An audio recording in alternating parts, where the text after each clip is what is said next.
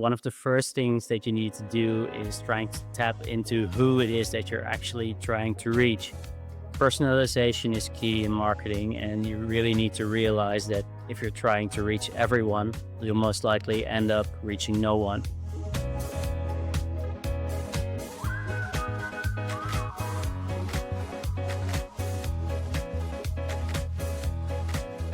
Welcome back to Sustainable Today, Successful Tomorrow, where we explore real-world sustainable tourism stories that actually work. Today's episode is all about targeting the sustainable traveler. But is that even a real category? And can you really group such a mixed crowd under one label? So if you're a travel business trying to reach the sustainable traveler, where do you start? That's what we'll be unpacking in today's episode. Start off, Anne, if I would ask you to describe the sustainable traveler, what would you say? I would say that's a difficult question to answer because there's a very large spectrum of sustainable travelers. So, for example, you have the Jakarta traveler looking for luxury. But on the other hand, you have my dad who travels to Scotland to go hiking for a month with just like his tent on his back. So, I would say there is a large spectrum of travelers interested in sustainability. But if I really have to focus on characteristics, I would say it's a traveler that loves to travel but is aware of their impact, who loves to exchange with local communities, who supports the local economy, cares about wildlife, that does fly but is conscious about flying, focus on public transport, doesn't eat or reduces meat, doesn't use plastic water bottles. Like it's all about the small characteristics of a traveler that I would say, give it the name of being a sustainable traveler. But Yeah, there's a lot to it. agree. There's not one type of sustainable traveler, No, but we'll dive a little deeper into that later on. First, do you have any news you'd like to share? not really news, but I guess kind of some LinkedIn frustration. And it's very related to today's topic. So we're targeting specific travelers. So we're quite active on LinkedIn posting B2B content. So we target travel businesses interested in sustainability and marketing. But what often happens is that travel businesses then comment on our posts and then promote their own tours. But then they clearly have no idea that we don't target travelers. So posting there doesn't make any sense. And I'm also questioning, do they know their target group is? Because if they feel this is the right place to promote their tours, it kind of feels like they're shooting blanks. It does not make any sense. So No, they seem unaware of who their target audience really it's is, very unaware. or they are unaware of who our target audience is. That's also a conclusion. Yeah. So we have to focus on that as well. But no, I think for a lot of these businesses, they just really share, packages of their tours. And sometimes it's not even related to sustainability or what we talk about. So that's my frustration of the day. Yeah, so if this is you listening, continue listening and you might learn a thing or two about your target audience. Yes. And where to promote it. Yeah. And related to that, I have something I wanted to share as well, which is something I read about in Everything AI in Travel. Shout out to them. Cool. And that is something that Expedia just launched, which is an AI tool. And that's pretty interesting. So what they're doing is that they have this option to forward them a video on Instagram. So send them a direct message. And based on what you send them, they will give you booking options. So let's say you've just viewed a video of a travel influencer that you're really interested in. You can just forward that video to Expedia, and based on the content of that video, they will give you booking options. Like flight and accommodation Yeah. for that location. Exactly. Okay. The thing they don't do, though, is they don't mention where the content came from. They don't give them credit. They don't give them any compensation. So there's two sides to this story. I think it's a really interesting way to use AI because on the one hand, social media and especially Instagram is an inspiration for travel and people use it as inspiration, and it's an easy way to convert this inspiration to actual bookings. Yeah, very convenient. But on the other hand, who is benefiting most from these kind of innovations because the creators are putting in the work, but it's the big players with a large budget who are profiting most and not giving any credit to the creators. Yeah, that's a good point. Yeah, so I do think it's a very interesting use of AI, like it's using public space basically and really targeting travelers who are interested in visiting a specific place because they follow an influencer who traveled there to, in convenient way, find out how to get there. But I do have questions about would that mean that there will be an increase in visiting these highlights? Because to say influencers usually travel, if you talk about the large influencers, they travel to the highlights, to the overcrowded destinations. So it's curious to see how that would impact. And then for the compensation part, it would make sense if they connected to an affiliate system. So if that Yeah. alias come from you, from as a specific influencer, that you receive a part of the booking fee when a traveler books the exact. Yeah, that would make sense. On the other hand, I think that would be complicated because you can basically forward any video. Yeah, So but you can repost it you're not part of an affiliate program. They're just using all available content, and all public content. public content. So I don't think there's any copyright issues involved, but there's moral issues involved here. Yeah, I guess I have to see how that plays out, but it's a very interesting tool. We'll see how it develops, and we'll also see what more AI tools we'll see in the future because, to be honest, I think this is just the start. Yeah. Well, I have to say this is better use of AI than like developing all these pictures of you traveling somewhere with your cat, like all these visual. Fake visuals. Yeah. So I would say I really applaud using AI for the better, but then we should really make sure that it actually does do better. But let's dive into the main question of today. How can you target the sustainable traveler? And tourism marketing can be overwhelming. There's so many strategies and channels to explore, and it can really feel overwhelming to try to do everything. But one of the first things that you need to do is trying to tap into who it is that you're actually trying to reach. Personalization is key in marketing, and you really need to realize that if you're trying to reach everyone, you'll most likely end up reaching no one, which will cost you time and money as well. Yeah, no, absolutely. And I think this is one of the first things that you taught me as well in marketing is that, yeah, if you try to speak to everyone, you'll basically reach no one because travelers really need to feel connected to your story and really, yeah, feel addressed. And you say, okay, this company offers exactly what I'm looking for. And I was actually looking for, I'm not sure if I told you yet, but a trip to the Komodo Islands here in Of Indonesia. course you were. And there are a lot of different operators who offer the same thing. So they all offer 3 day, 2 night sailing tour through the Komodo Islands. And well, I had a look at a lot of them, and there was actually only one or two that kind of stood out to me that I would be interested in booking with. And really because they focused on that they take a different route to ensure that you're not really in the crowds. They focus on the food. So they really highlight what they will be serving you. And as a foodie, I want to have good food, otherwise I'm not going. They really address these not really issues, but highlights that they offer. So alternative routes, food, comfort that they do in very small groups. Instead of going up for sunrise with everyone else, you go for sunset. So you have this view like in a very different perspective.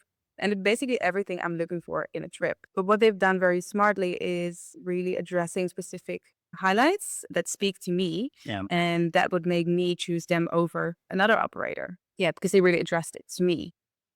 That's what it feels like. And that's what you have to achieve in good marketing.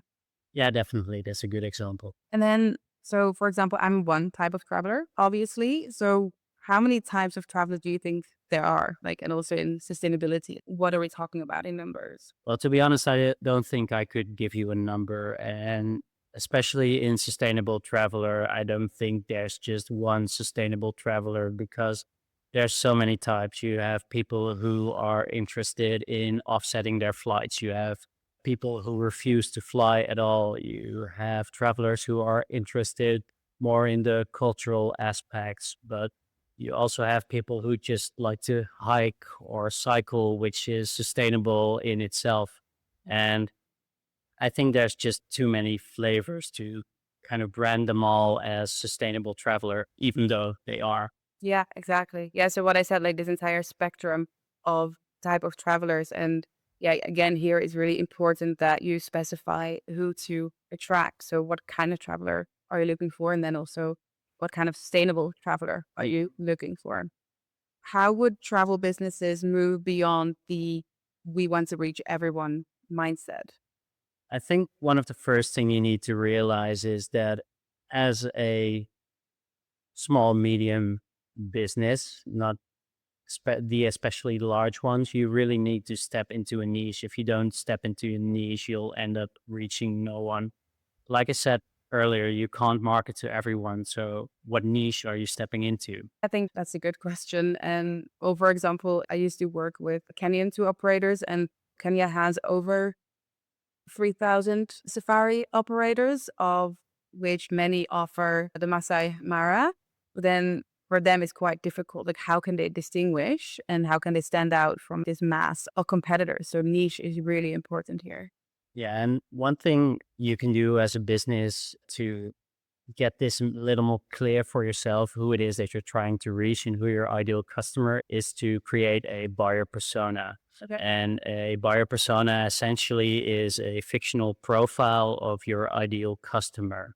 So, what you're going to do is you're going to look at who is your ideal customer, where are they from, what kind of travel do they like, who are they traveling with, are they traveling solo or as a couple or with a family. These kind of traits are things that you really need to look into. And it helps to make it personal. You can give them a name or slap a picture on your office wall to kind of make it real and get a feeling who you are creating for and give that person a name and a photo that really helps to think about Yeah. who it is that you're trying to reach. And it doesn't really matter if you're creating a new experience or writing a web page or sending a newsletter. It's always that person who you're doing it for. And you always have to keep them in mind while creating everything. Yeah, exactly. So, for example, I don't know, German Jack who travels with his family and likes nature and bird watching. I don't know, something like that. That you really, Something like that. but Of course, you have to get more specific than that, but yeah, that's a start. yeah, exactly. Yeah, so you really need to speak to this buyer persona, to Yeah. this ideal customer, and to address them, and then also use that to create your tours and then your marketing. So that's Yeah, definitely. That really helps to step into that niche that you're looking for and to get a bit more feeling about who it is that you're trying to target. Because, as you said, the Masai Mara example with 3,000 tour operators all offering safaris, it's going to be difficult to stand out in a crowd like that. So, you really have to get specific. yeah, exactly. And then how would a travel business really define the ideal customer? Because what I just mentioned is like generic descriptions, but how would a travel business really define it? Well, one exercise that we have done quite a couple of times is pretty interesting and especially interesting in group settings. So, what we do is we ask people to describe their niche using just one word. And as I said, niche and target group are closely related. So, we ask them to write it down in just one word. So after they've written it down, we ask them to read it out loud in front of everyone else. And what you notice is that there's quite a lot of overlap. And especially the groups that we work with are usually interested in sustainability. So one thing that they mention a lot is sustainable. So when they hear two, three, four, five people say that their niche is sustainable, they kind of look at each other Mhm. like, shit, we're all fishing from the same pool. Yeah. And that's pretty interesting to see because after that, we're having them expand from one word to three words. And that's when they really start to focus on standing out from each other and getting more specific. Yeah. Okay, give an example of that. Well, yeah, to stick with the sustainable, you can go from sustainable with one word to sustainable wildlife experiences or sustainable food travel. And that not only says something about your values, because sustainable says something about your values, which is important, but it's a bit too vague. expanding on that helps giving you more purpose, and it says something about who you're targeting and what kind of experiences you're actually offering. Yeah. So that really helps. Yeah. But then do you think we can still use the word sustainable in your niche?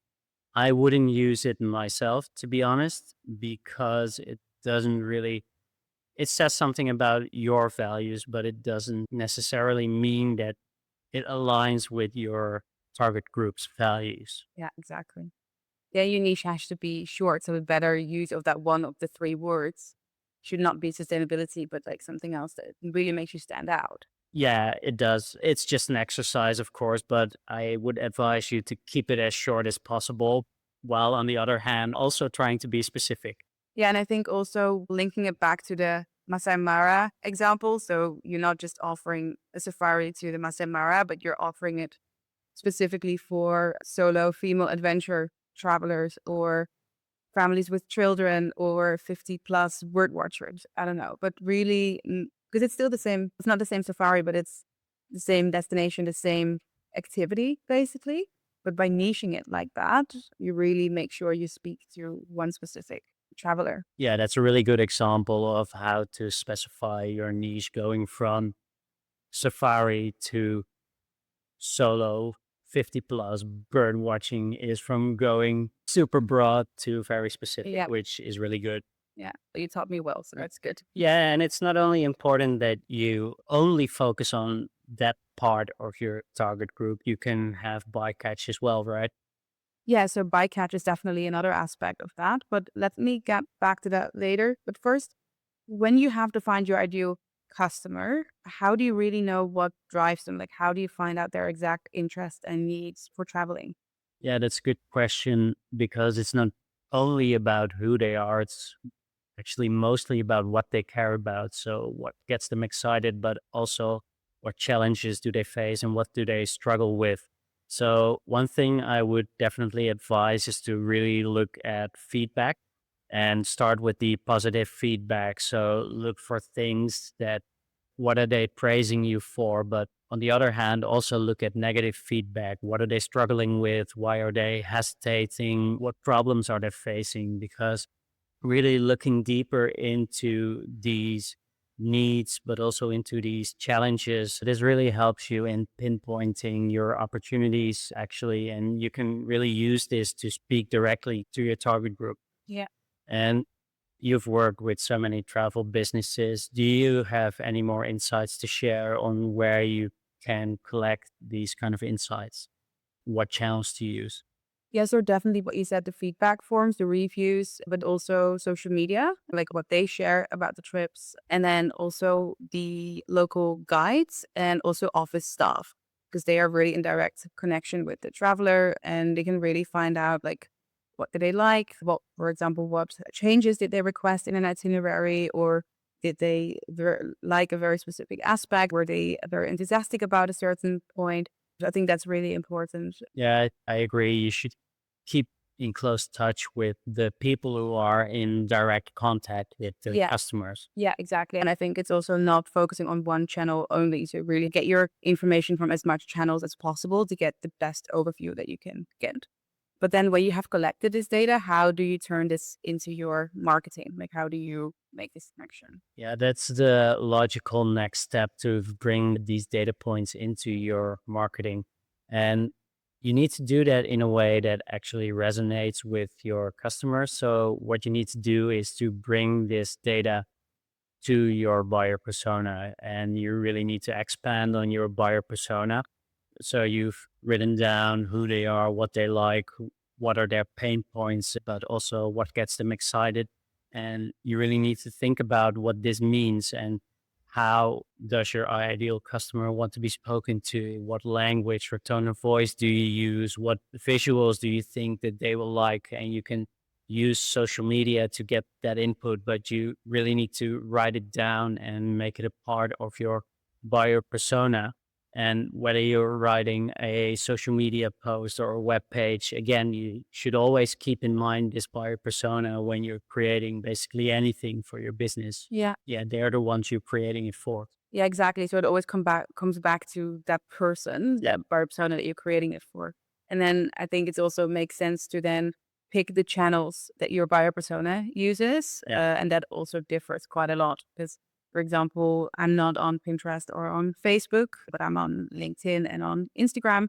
But that differs per target group. So Yeah, of course. If you are targeting the 50 plus bird watcher, they're on Facebook. they're on Facebook. And I think, and this is also what you said about the bycatch, which is very important to keep in mind, is that even though you're targeting a specific traveler, you will always have travelers that do not 100% fit that specific profile, but who are still interested in traveling with you.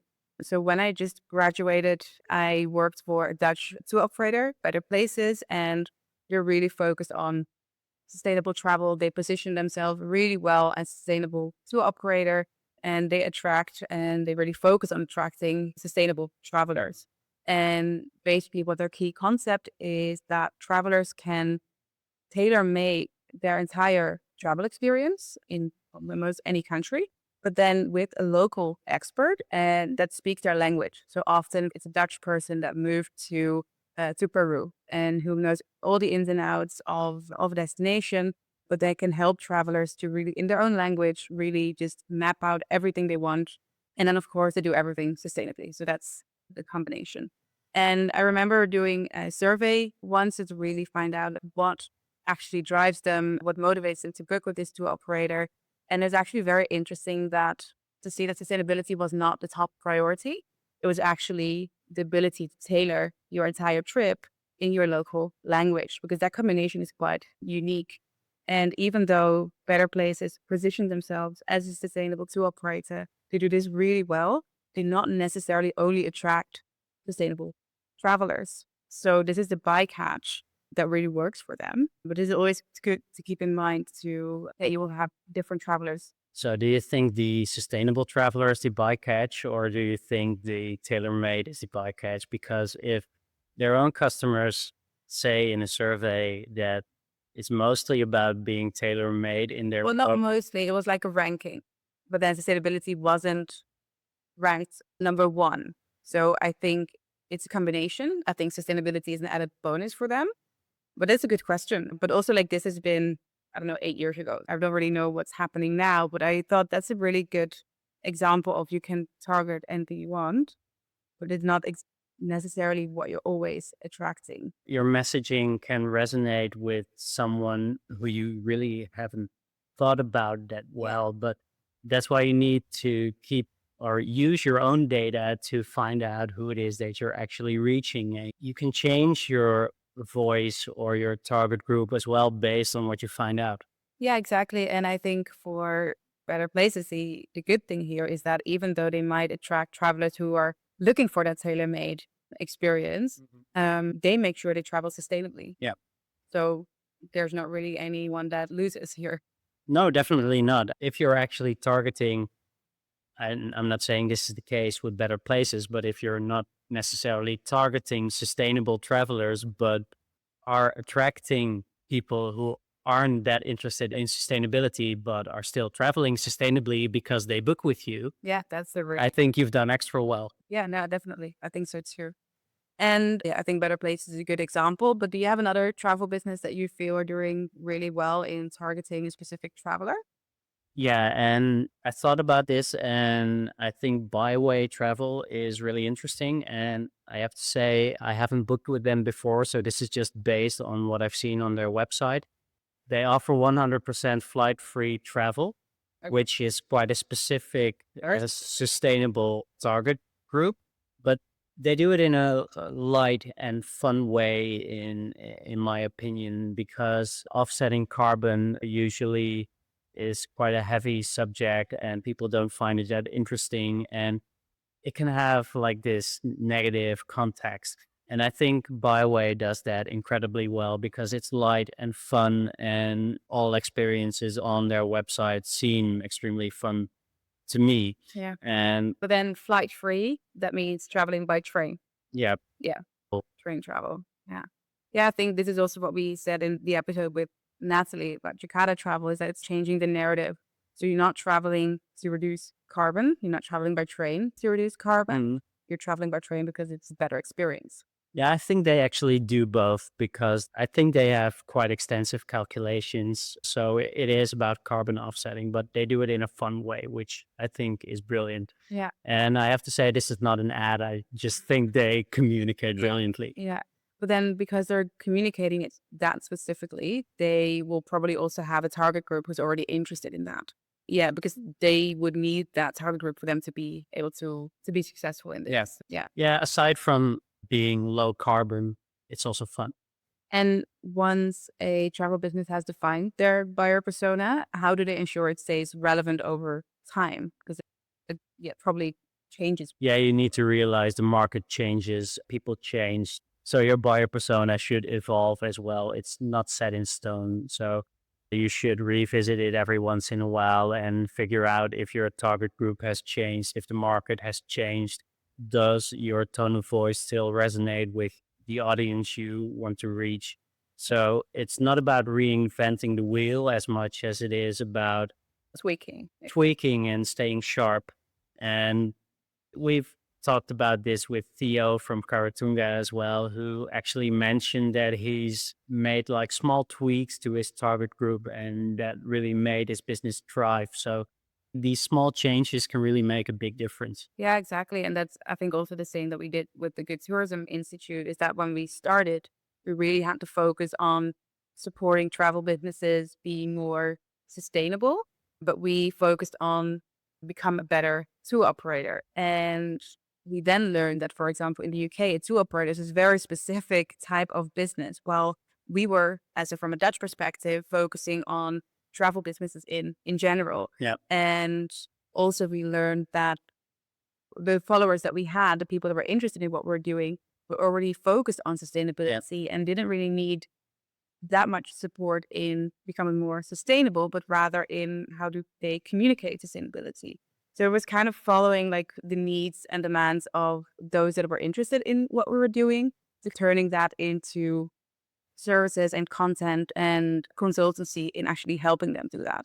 Yeah, for sure. And it's definitely done as well because I think, especially the become a better tour operator part, Was not the right language. no, that was part of the issue because we focused on becoming better. And They all thought they were good. yeah, Yeah. people who are into sustainability think they're doing really well, and they are usually. So telling them they should do better is not the way to go. A rookie mistake. Everyone has to learn, and Yeah. I think we did pretty well in this case. And you need to learn from the mistakes that you make, and you won't shoot straight the first time. No, and I think really acknowledging that there is a mismatch is the first step. And there's no shame in going back to the drawing table, even for a travel business, to kind of really go back and say, okay, what are we doing? Who are we targeting? And does that make sense? Is it aligned? So I think that's really, really important. As you do business for a number of years, you kind of lose track in what you were doing in the first place and who Yeah. you're doing it for. So a buyer persona may seem like a beginner exercise, but I really think that it's something that's very helpful to businesses who've been in business for a longer time, because you really need to revisit it once in a while and see how you've evolved, how your client has evolved, and Yeah. if that's still a match. Yeah, and I think that's essential to be successful in the long run. You have to keep moving with your target group. And before we wrap up, any final thoughts on how to target the sustainable traveler? Yeah, well, as I mentioned before, there's not one type of sustainable traveler. So you really need to get more specific than sustainable travel. Yeah. And you really need to figure out what it is that people care about and not try to target anyone that vaguely cares about sustainability. It might be different things why people care about sustainability. It might be offsetting carbon, it might be community based experiences. These are different types of travelers, and that's something you do need to realize and do need to use in your marketing to kind of resonate with your audience more. And it's also important not to just talk about sustainability. You need to make it easy for your target group to understand, easy and fun, actually, because as we've mentioned before, for example, carbon offsetting to a lot of people isn't something that they think, Difficult. yeah, it's difficult and they don't think it's fun. So But there's different ways to talk about it and make it fun. For example, train travel can be amazing and it can be such a good experience. And that's something that you need to realize, that you should talk about sustainability without talking about sustainability. And if you do that right, you are able to build trust and loyalty within your target audience. Yeah, exactly. So there are sustainable travelers on the entire spectrum of travelers, and you really just need to pinpoint, okay, who is my ideal traveler Yeah. and how do they feel about sustainability, and then go from there. Yeah, definitely. Yeah. Thank you everyone for listening. And we really hope that we've given you some practical information to really get going with targeting your ideal customer. We've actually written an extensive article on this, how to target your ideal customer, and we'll link to that in the description as well. And aside from that, we're also really interested in hearing from you. What are the challenges you are facing when targeting your ideal customer? So we'll hope to hear from you. And if you like this episode and learn from it, like and subscribe to not miss any future episodes. For now, thank you for listening, and we hope to see you next time. Bye. Bye.